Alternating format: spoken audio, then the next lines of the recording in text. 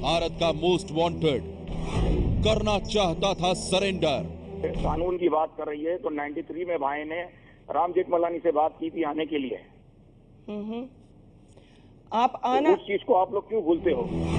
लेकिन अब भारत सरकार को ललकार रहा है दाऊद। मैं तो कई मर्तबा बोला है, वो अपना मुंह तो बंद करें। कोई भी आता है स्टेटमेंट देना शुरू करता है। दुश्मनों को मौत बांटना चाहता है दाऊद।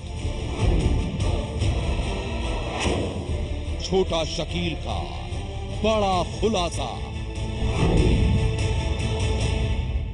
दाऊद इब्राहिम देश का दुश्मन नंबर 1, भारत का मोस्ट वांटेड। और अब उसी दाऊद के खासम खास छोटा शकील ने एबीपी न्यूज को दिए एक इंटरव्यू में किया है सनसनीखेज खुलासा डी कंपनी के खौफनाक इरादों का, दाऊद की उन चाहतों का जिसकी पूरी कहानी बेहद डरावनी है।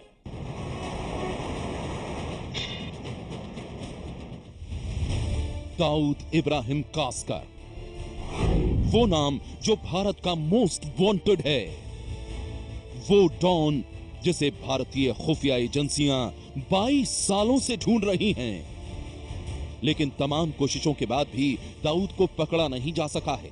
और अब सरहद पार से दाऊद का दाहिना हाथ कहे जाने वाला उसका सबसे खासम खास छोटा शकील ने भारत सरकार को ललकारा है।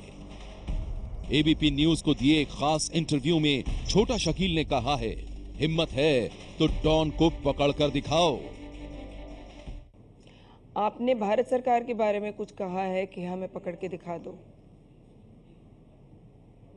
मैं तो कई मर्तबा बोला है, वो अपना मुंह तो बंद करें। कोई भी आता है स्टेटमेंट देना शुरू करता है। आपको मैंने ये कहा है कि हलवा है क्या? आपको ये नहीं लगता है कि एक चुनौती एक सरकार को दे रहे हो तो बड़ा अंडर एस्टिमेट कर रहे हो किसी सरकार को? सरकार को भी चाहिए कि अपना मुंह बंद रखें। आप नसीहत देंगे? और जब वो उन लोगों के स्टेटमेंट आएंगे कि हम यूं घुसेंगे, यूं मारेंगे, यूं पकड़ लेंगे, तो हम लोग भी तो बैठे हुए हैं ना शीला, हमारे भी तो हाथ बंधे हुए नहीं है। ये ऑपरेशन आपने इसलिए इस तरह के स्टेटमेंट आके क्यों देते टीवी के ऊपर? ये लोग अपना मुंह बंद करके बैठे। हम ये कुछ नहीं बोलेंगे, हमको भी नहीं पड़ी है किसी को बोलने की। इतने सालों से तो ऐसे ही स्टेटमेंट आते हैं, तो लगता है कि शायद आप मोदी सरकार से आहत में आ गए। ना, हम किसी से नहीं डरते हैं। हमको किसी से डरने की जरूरत भी नहीं है।